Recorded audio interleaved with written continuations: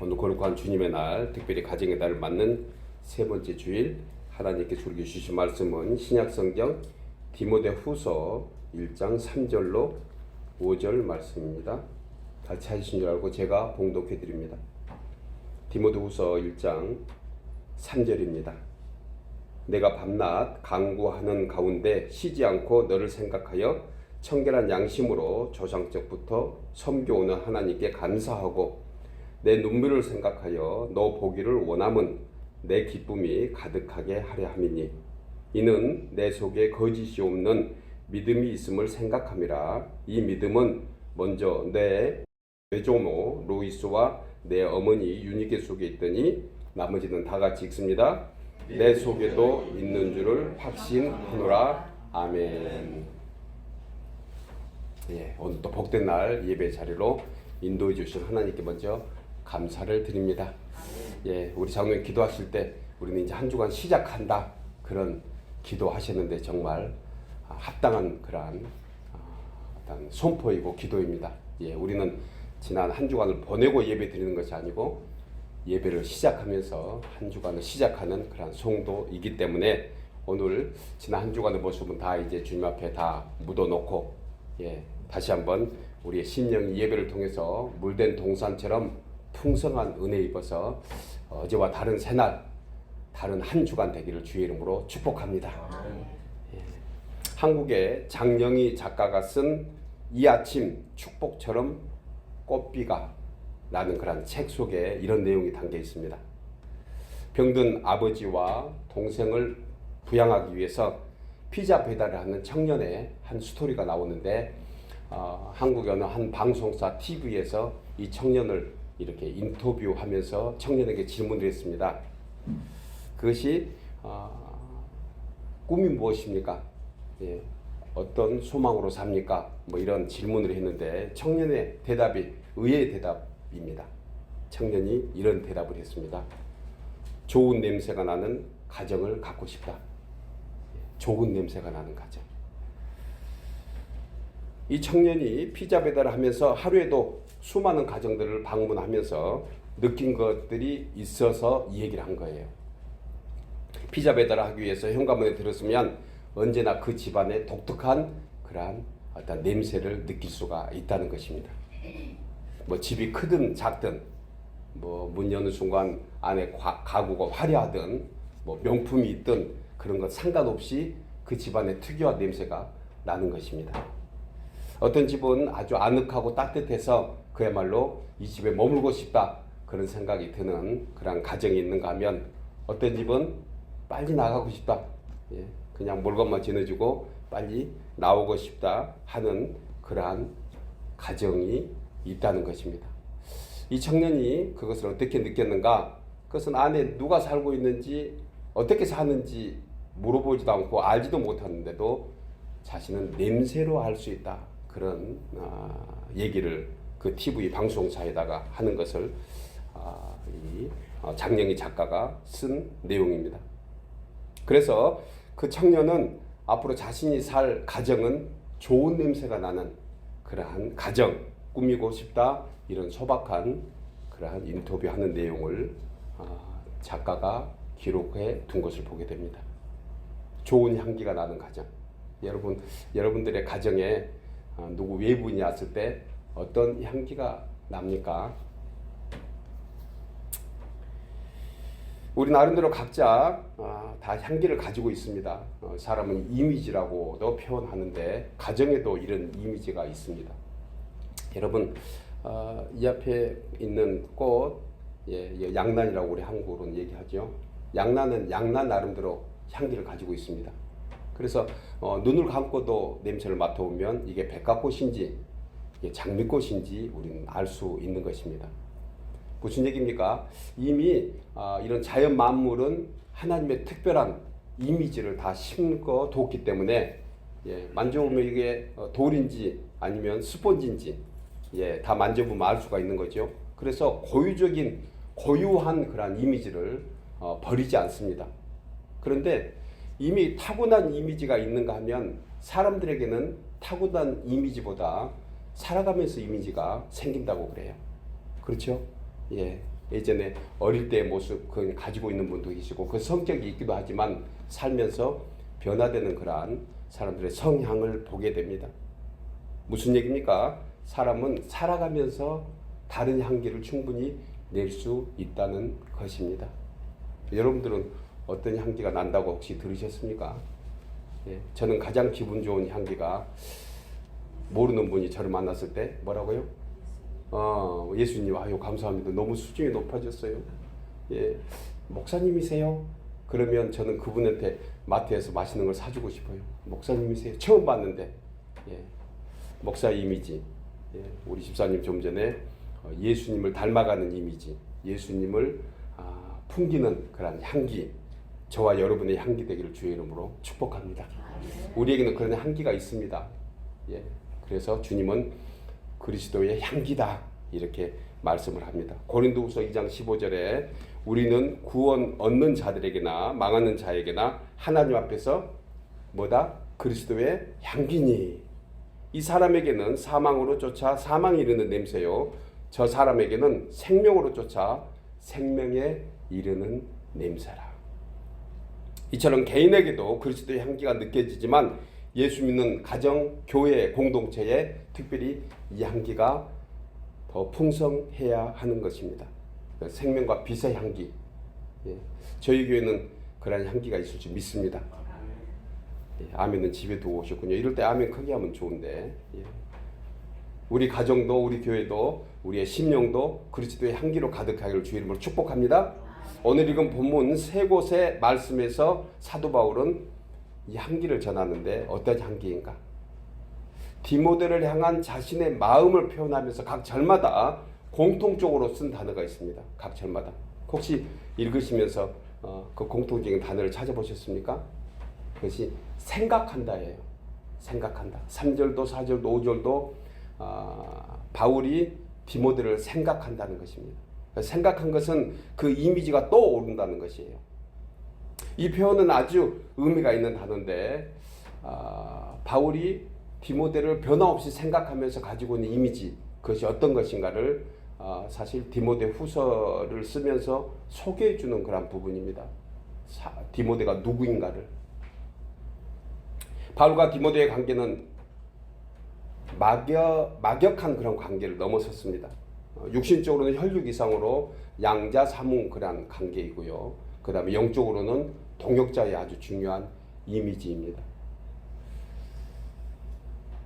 바울이 실라와 함께 루스드라 지방의 전도 여정에 갔을 때 디모데를 만났습니다. 그런데 디모데는 이미 예수님을 잘 믿고 그 다음에 충실한 그런 제자로 이미 삶을 살고 있었던 그때 만난 것이에요. 그리고 디모데가 어린 시절부터 어머니 유니게와 애할머니 로이스를 통해서 신앙교육을 잘 받는 그런 가정의 아들로 이렇게 있는 모습을 보게 됐습니다. 이 첫 이미지가 바울에게는 늘 좋은 의미로 생각나게 했던 것입니다. 그렇다면 사도 바울이 자랑할 만할 정도로 믿음의 가문, 그 디모데의 모습 이것이 어떤 것인지 또한 우리는 이 복된 가문을 위해서 우리 또한 어떻게 유산을 이어가야 하는지 본문을 통해서 세 가지로 함께 말씀을 나누려고 합니다. 이 세 가지 말씀이 우리들의 말씀 되기를 주 이름으로 축복합니다. 첫째로 복된 가문의 유산은 하나님께 드리는 감사의 유산입니다. 우리 나누어서 읽겠습니다. 복된 가문의 유산은 본문 3절에 내가 밤낮 간구하는 가운데 쉬지 않고 너를 생각하여 청결한 양심으로 조상적부터 섬겨오는 하나님께 뭐 했다고요? 감사하고. 우리 장로님 기도하실 때 특별히 우리가 더 감사하기를 또 하나님 앞에서 감사할 조건이 많은데도 감사하지 못한 것을 또 주님 앞에 용서 구했던 그러한 기도 드렸는데 성도는 감사하는 사람이 되어야 되는 것입니다. 사도 바울은 믿음의 아들 디모데를 생각할 때마다 조상적부터 섬겨온 하나님께 감사했습니다. 그러니까 감사하는 것이 먼저 생각났던 것이에요. 디모데의 가문이 하나님께 감사한 것은 어떤 일시적인 문제가 해결돼서도 아닙니다. 감정적인 요소가 섞여 있는 것도 아니에요. 그냥 마땅히 감사하는 사람이 이미 되어 있는 것입니다. 이건 의미가 참으로 있는 그런 표현입니다. 성도는요, 무슨 조건에 따라서 감사하는 사람이 아니에요. 어떤 상황에서도 감사하는 사람이 그냥 되는 것입니다. 그러니까 저희 몸을 치면 향기가 하나 나야 되는데 무슨 향기가 나야 될까요? 예, 감사 향기. 감사 향기. 그냥 치면 감사 나오는 거예요. 무슨 참으로 원치 않는 사고, 원치 않는 어려움을 당해도 그냥 감사하면 그 다음에 하나님께서 그 나머지는 해결해 주실 줄 믿습니다. 원망 불평하면 어떻게 될까요? 하나님이 해결해 주고 싶어도 해결할 수가 없어요. 그러니까 우리는 그냥 감사가 자동으로 돼야 되는 것이. 그래서 조상적부터 성교는 하나님께 감사했다. 디모데 가문의 감사는 가문의 유전이었습니다. 할머니 로이스와 그 다음에 어머니 유니게, 이분들이 가지고 있었던 가장 신앙의 중요한 요소 중에 하나가 감사한 것을 디모데가 늘 보고 자랐던 것이. 여러분, 대를 이어가며 하나님께 감사하는 신앙의 유산을 가진 가문이 얼마나 귀하고 아름다울까요? 우리 자녀들이 우리 부모님들을 이렇게 얘기하면서 엄마 감사해요, 아빠 감사해요, 이 얘기를 자주 들을 수 있다는 게 얼마나 우리에게 행복할까요? 그렇게 잘 해주는데도 늘 불평하고 원망하는 자식들 생각하면 더 해주고 싶던가요? 하나님께도 마찬가지인 것입니다. 작은 일에도 우리가 감사하면 하나님께서 그 감사를 통해서 더 큰 감사하도록 만들어 주신 거 우리 너무 잘 압니다. 그런데 이게 그냥 한순간에 한 번에 되는 것이 아닌 것이에요. 조상적부터 성교는, 그러니까 할머니의 모습 보고 어머니의 모습 보고 아버지의 모습 보고 형제들 모두가 그 모습을 보고 자랐으니 마땅히 감사하는 것이 우리에게로 오토매틱 되는 것입니다. 감사는 사람이 살아가는데 아주 중요한 신앙의 덕목입니다. 그리스도를 모시고 사는 가정의 향기, 그것은 감사가 있는 것이에요. 그리스도를 모시고 사는 그런 가정은 감사의 열매가 맺어져야 하는 것입니다. 그런데 정작 머리로는 알면서도 감사보다 불평과 원망이 나올 때가 왜 있을까요? 그것은 생활 습관이 그렇다는 것입니다. 그래서 흔히 말하는 1대 신앙이 다르고 2대 신앙이 다르고 3대 신앙이 다르다는 얘기가 바로 여기에서 나온 것이 아니겠습니까? 이는 이 그만큼 신앙의 연륜을 무시할 수 없다는 것입니다. 예, 저도 저희 처할머니 통해서 신앙의 대를 이어가고 있는데 모두가 다 할머니의 신앙을 본받지 않았습니다. 저희의 처가 쪽도 믿는 그런 저희 집안도 있지만 가문도 있지만 아직도 믿지 않는 가문이 있습니다. 또 믿음의 정도가 달라서 어느 정도 많이 믿느냐에 따라서 상당히 차이가 있습니다. 그래서 제가 늘 하나의 아쉽고 또 바람이 있다 하면 정말 저희 온 집안이 다 믿는 가문이 됐으면 좋겠다는 그런 생각을 해봅니다. 가끔 명절 때 만나서 이렇게 가족 간에 또 교제하고 그러면 한쪽에서는 믿지 않아서 뭐 술 파티하고, 예, 또 한쪽에서는 이렇게 세상적인 그런 얘기하고 뭐 이렇게 되면 참 속하지도 못하고 또 안 어울릴 수도 없고, 이래서 다소 거룩한 왕따가 되는 경우가 다소 있습니다. 그런데 만약에 우리의 가문 전체가 우리의 집안, 예, 저희 이씨 집안 아니면은 여러분들의 각 가정의 모든 집안, 예, 형제들 모두가 다 믿는다고 한번 생각해 보세요. 식사할 때 먼저 식사하는 사람을 제가 보지 못했습니다. 믿는 가정에서는 어른이고 자녀들이고 다 식탁에 둘러앉아서, 예, 셋 될 때까지 기다리고 있잖아요. 얼마나 보기 좋아요. 그런데 믿지 않는 가정에 가면 그냥 뭐 우선순위가 없는 거예요. 그냥 배고프면 먹는 거예요. 저희들 믿는 정도의 가정이 다 이렇게 질서를 가지고 있는 거 보게 되면 참 믿는다는 게 얼마나 어떤 질서를 잡는데 소중한 것이 아닌가 하는 생각을 해보게 됩니다. 이는 그만큼 신앙의 연륜을 무시할 수 없다는 것입니다. 우리 가운데 모태신앙으로 지금 주님을 섬기고 있는 가문은 복된 그러한 가문인 줄 믿습니다. 이사야서 38장 19절에 오직 산자 곧 산자는 오늘날 내가 하는 것 같이 주께 감사하며 주의 신실을 아비가 그 자녀에게 알게 하리이다. 산자, 즉 새 생명을 가지고 예수님 안에 사는 사람들은 자녀들이 그것을 볼 수 있도록 애비가 가르쳐야 한다는 것입니다. 이 말씀은 히스기야 왕이 병들었을 때 그 병의 치유함을 받고 했던 고백입니다. 오직 산자, 저와 여러분은 주 안에서 새 생명을 얻고 산자인 줄 믿습니다. 그리고 우리가 마땅히 가르칠 것은 그 감사하는 것을 마땅히 가르쳐야 된다는 것이에요. 어떤 육신의 치료를 받아서 새 생명을 얻는 것이 아니고 우리는 죽을 수밖에 없는 죄인인데도 불구하고 그리스도의 보혈로 살려주셨으니 우리가 마땅히 그것만 가지고도 감사하는 것이 우리의 본분이라는 것입니다. 여러분, 이 자리에 하나님을 예배하는 우리 모두는 산자입니다. 허물과 죄로 죽었던 우리를 예수 그리스도의 십자가의 은혜로 새 생명을 얻게 한 줄 믿습니다. 그 히스기야가 15년 생명을 연장받았다 하지만 우리는 영생을 연장받고 사는 줄 믿습니다.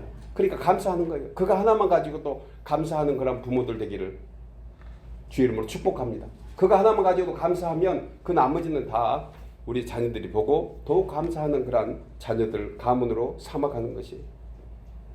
또한 하나님께 감사하는 것을 그 자녀에게 가르치라고 했습니다.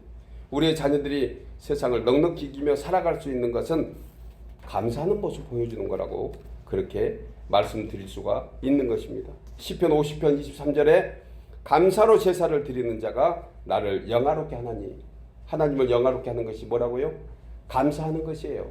감사로 제사를 드리는 자, 그 행위를 옳게 하는 자에게 내가 하나님의 구원을 보이리라.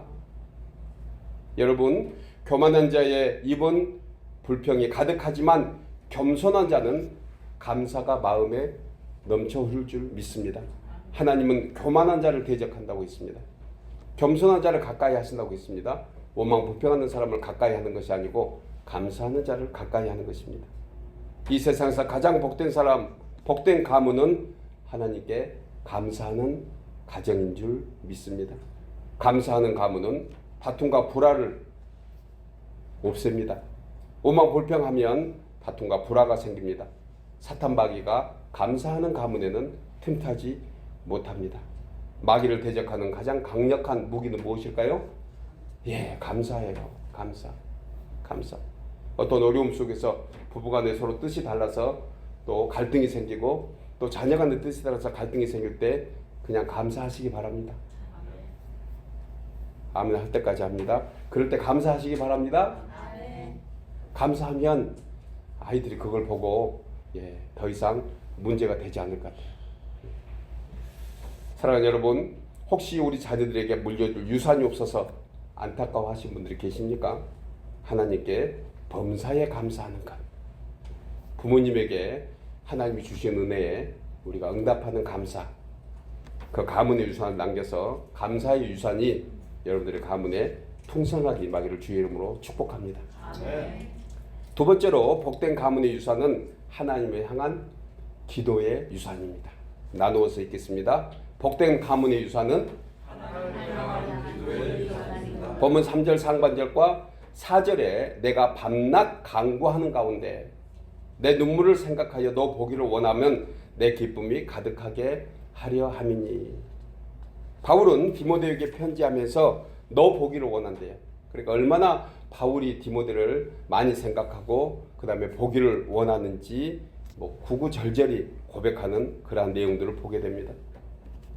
바울이 이렇게 디모데를 보고 싶어하는 이유가 무엇인가? 본절에서 너의 눈물을 생각한다는, 그러니까 디모데의 눈물을 생각한다는 것입니다. 이것은 사실 역사적인 일로 있었는데 사도행전 20장 37절에서 있었던 사건을 가지고 이렇게 고백한 거예요. 바울이 밀레도에서 에베소 교인들과 헤어질 때 에베소 교인들과 함께 그 자리에 디모데가 있었는데 그 디모데가 같이 눈물을 흘리면서 환송한 그러한 장면이 있습니다. 다시는 우리가 육신의 눈으로 만나지 못할 것 같은 그러한 험악한 상황들 속에서도 바울을 위해서 눈물로 기도하며 눈물로 환송하는 그러한 추억이 바울 속에 있었던 거예요. 여러분, 이 눈물은 참으로 사람을 묘하게 엮는 그러한 힘이 있습니다. 우리가 찬송할 때, 하나님을 찬송할 때 여러분 눈물 얼마나 흘려 보셨습니까? 아니면 흘린 지가 언제십니까? 기도하실 때 여러분 눈물을 얼마나 흘리면서 기도해 보셨습니까? 사람과 사람 속에서도요, 어떤 어려움과 어떤 갈등이 생길 때 눈물 한 번이면 문제가 해결되는 것을 많이 경험합니다. 예, 혹시 경험해 보셨습니까? 저는 가끔 경험합니다. 예, 제 아내를 통해서. 예, 제 아내가 저하고 가끔 뜻이 달라서 이렇게 얘기하다가 제가 기필코 이렇게 논리적으로 참 이상하죠. 남자와 여자에게 준 DNA가 다른 것이 여자들은 가슴으로 느낀다 하잖아요. 남자들은 뭘로 느끼죠?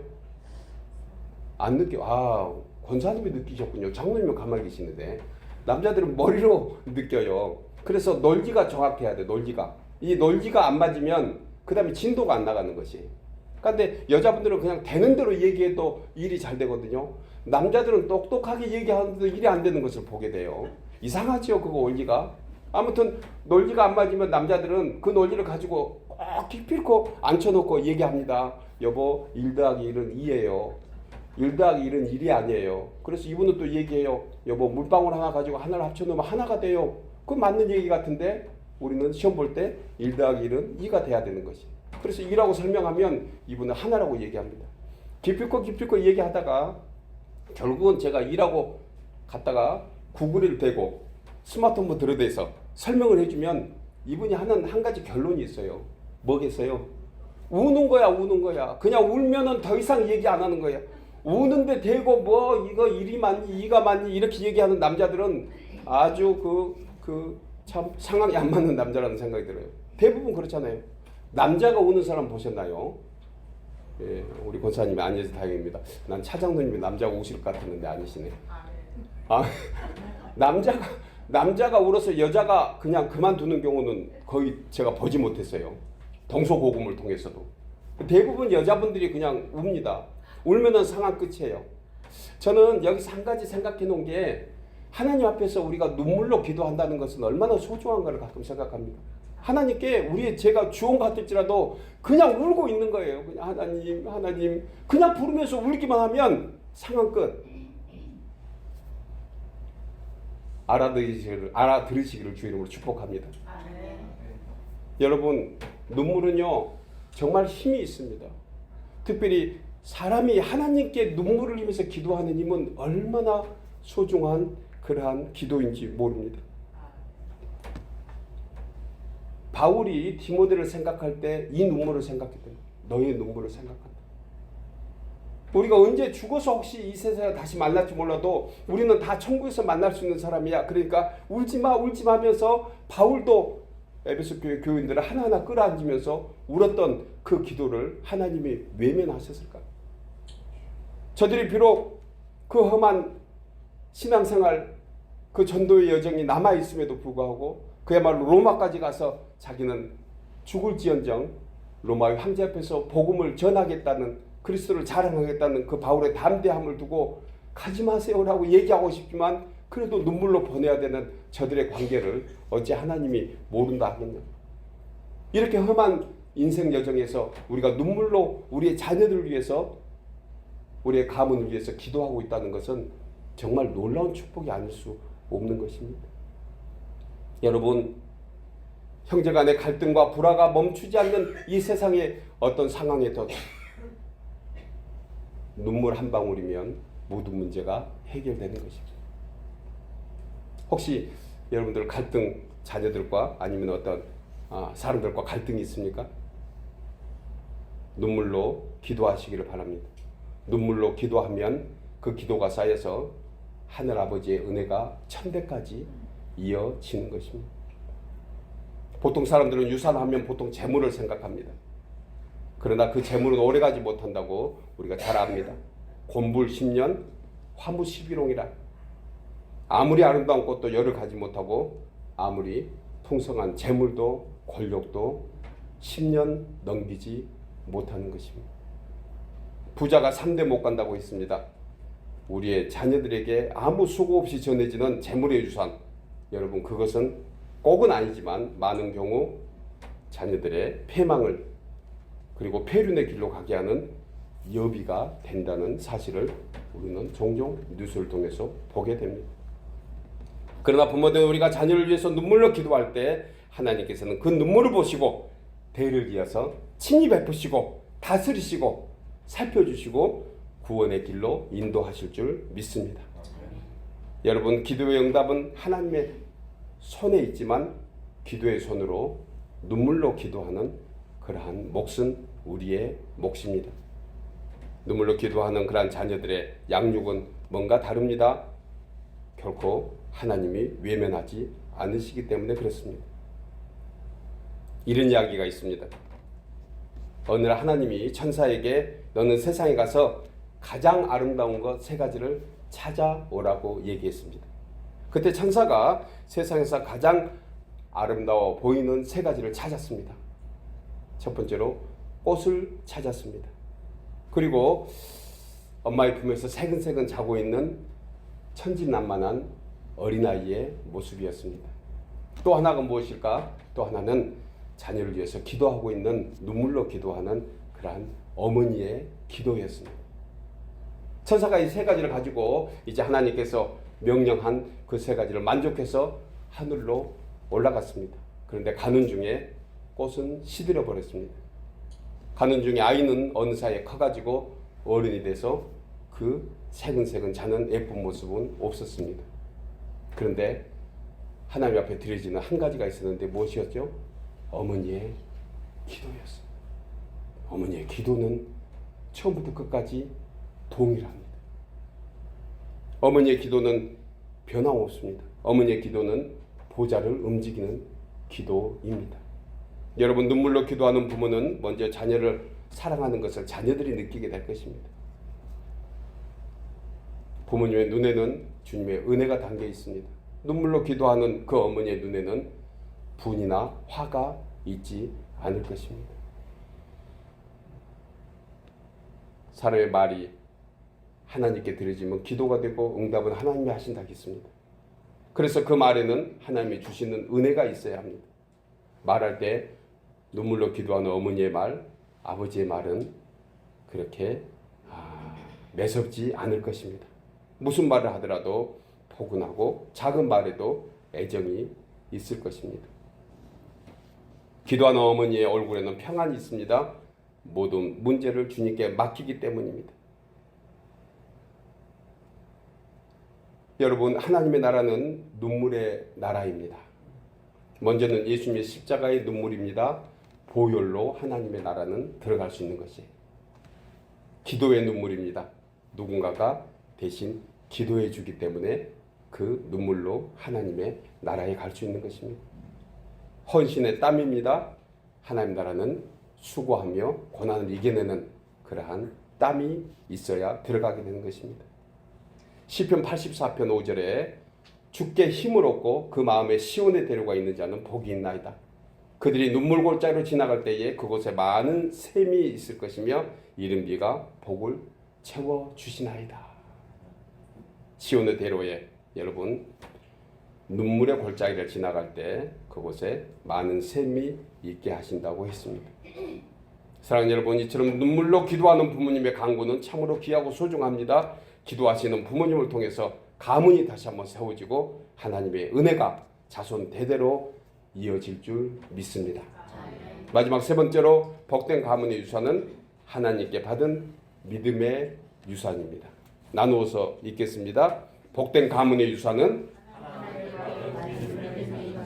본문 5절에 있는 내 속에 거짓이 없는 믿음을 생각함이라. 이 믿음은 먼저 내 외조모 로이스와 내 어머니 유니게 속에 있더니 내 속에도 있는 줄을 확신하노라. 본문에서 바울이 디모데를 생각할 때 세 가지를 떠올랐는데 청결한 양심과 눈물과 거짓이 없는 믿음이라고 했습니다. 이 내용을 디모데전서에서는 하나로 묶어서 이렇게 얘기합니다. 디모데전서 1장 5절에 교훈의 목적은 청결한 마음과 선한 양심과 거짓이 없는 믿음으로 나는 사랑이라.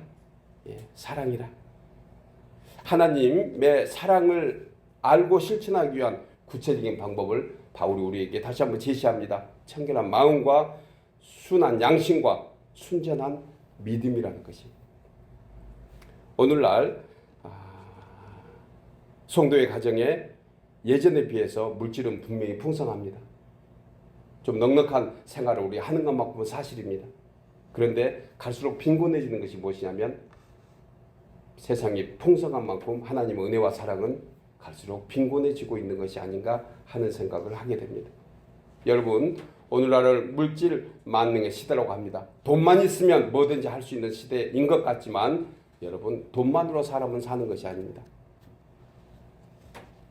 하나님의 은혜가 있어야 하는 것입니다. 돈이 있으면 이기적인 마음이 생기지만 하나님의 은혜가 있으면 겸손한 마음이 생깁니다. 우리 힘으로 산 것 같지만 사실은 배후에서 하나님이 해주셔야 사는 것입니다. 중요한 것이 이것을 믿는 것이에요. 이것을 믿는 저와 여러분 되기를 주의 이름으로 축복합니다. 아멘. 세상을 이기는 것은 믿음이다. 요한일서 5장 4절에 무릇 하나님께로부터 난 자마다 세상을 이기느니라. 세상을 이기는 승리는 이것이니 우리의 믿음이라. 세상을 이기는 것은 돈도 아니고 힘도 아니고 건강도 아닙니다. 우리의 믿음입니다. 여러분, 인생의 진정한 성공과 행복은 소유로 되는 것이 아닙니다. 어느 시인이 소유는 번뇌의 시작이라 했어요. 소유는 번뇌의 시작이라. 잠언 15장 16절에 가산이 적어도 여호와를 경외하는 것이 크게 부하고 번뇌하는 것보다 나으니라. 저명한 심리학자인 EQ의 창시자인 다니엘 콜먼이 그 책에서 감성의 리더십이라는 그런 책에서 이렇게 얘기합니다. 사람에게는 누구나 두 개의 날개가 있다. 하나는 감성이고 하나는 지성이다. 예. 남성에게는 지성이고 여성에게는 감성이다. 여자는 논리로 얘기하는 것이 아니다. 여자는 틀려도 마음으로 얘기한다. 남자는 틀리면 반드시 지적하고 짚고 넘어간다. 그래서 이게 지성이라고 그렇게 감성의 리더십에서 그렇게 표현합니다. 그리고 사람들은 지성과 감성의 두 날개를 가지고 살아야 된다. 감성만도 있어도 안 되고 지성만도 있어도 안 되고 감성과 지성이 밸런스를 가지고 있을 때 두 날개로 이 세상을 이기며 기상할 수 있다는 것입니다. 비상할 수 있다는 것입니다. 그런데 감성은 물려받은 것이고 지성은 내가 만들어가는 것이다. 공감하십니까? 예. 감성은 부모님으로부터 지성으로 감성을 받습니다. 느낌은 아무리 고쳐도 안 바꿔지는 것도 있잖아요. 우리의 모습과 얼굴이 부모님의 모습을 닮아가는 것처럼 오직했으면 닮아가는 데가 없어서 발가락을 닮았네. 우리 그 책 읽어본 적 있잖아요. 오직 닮은 데가 없으니 발가락 하나라도. 예. 자식들은 다 닮게 되어 있습니다. 여러분, 이처럼 우리가 살아가면서 우리 자녀들에게 닮게 해주는 것이 있어요. 무엇이죠? 믿음입니다. 믿음. 부모님들의 믿음. 이게 참 중요한 그런 어떤 유산인 것이 수밖에 없습니다. 여러분, 우리는 가정에서 자녀들에게 믿음이 보여져야 합니다. 저도 뭐 자신 있게 아멘 이렇게 크게는 못하지만 그래도 우리 자녀들이 보면 하여간 우리의 모습 속에서 믿음이 발견되어 가고 있는 줄 믿습니다. 성도가 가정에서 믿음을 인정받는 것 쉽지 않습니다. 일터에서 인정받는 것 쉽지 않습니다. 그러나 분명한 것은 우리는 그리스도를 닮아가는 그리스도의 향기이니 분명히 믿음이 우리 속에서 있는 줄 우리는 확신합니다. 여러분, 우리가 이 땅에 사는 날 동안 복을 받고 그리고 우리의 자손들 대대로 복을 받는 비결이 무엇일까요? 열심히 공부시키는 것, 돈 많이 벌어서 자식들에게 넘겨주는 것, 이런 것도 필요합니다. 그러나 무엇보다 중요한 것은 믿음 전해주는 것이에요. 믿음 전수. 사랑하는 여러분, 이제 하나님의 은총 가운데 세워진 가문이 하나님께 드리는 감사와 하나님을 향한 기도와 그리고 하나님께 받은 믿음의 유산으로 하나님의 복을 천대까지 이어가는 우리 모든 믿음의 가문들 되기를 주의 이름으로 축복합니다. 아멘. 기도하겠습니다.